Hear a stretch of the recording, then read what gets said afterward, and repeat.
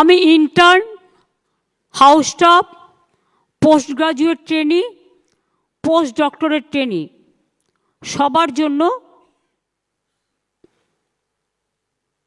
10,000 টাকা করে বাড়িয়ে দেওয়ার ব্যবস্থা করলাম।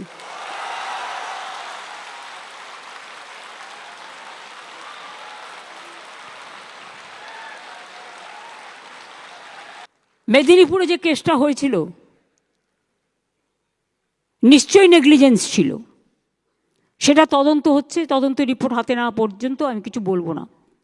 জুনিয়র ডাক্তারদের কয়েকজনকে সাসপেন্ড করা হয়েছিল এবং তাদেরও পুলিশ রিপোর্ট নিয়েছে। হয়তো তাদের মধ্যে এটা ঠিক, তারা এখনও পাকাপোক্ত হয়নি, তাদের উপর ছেড়ে দিয়ে যাওয়াটাও ঠিক হয়নি। একতরফাভাবে তারাও সাসপেন্ড হয়েছিলেন, কিন্তু জুনিয়র ডাক্তাররাও একদিন সিনিয়র হবে, তাদের ভবিষ্যতের দিকে তাকিয়ে আমি জুনিয়র ডাক্তারদের সাসপেনশনটা উইথড্র করে নিচ্ছি।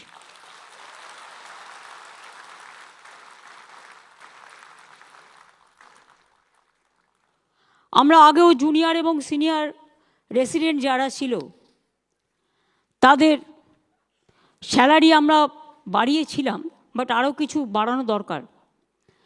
তাই আমরা সিদ্ধান্ত নিয়েছি সর্বস্তরের সিনিয়র রেসিডেন্টদের স্যালারি আমরা 15,000 টাকা করে বাড়িয়ে দেব।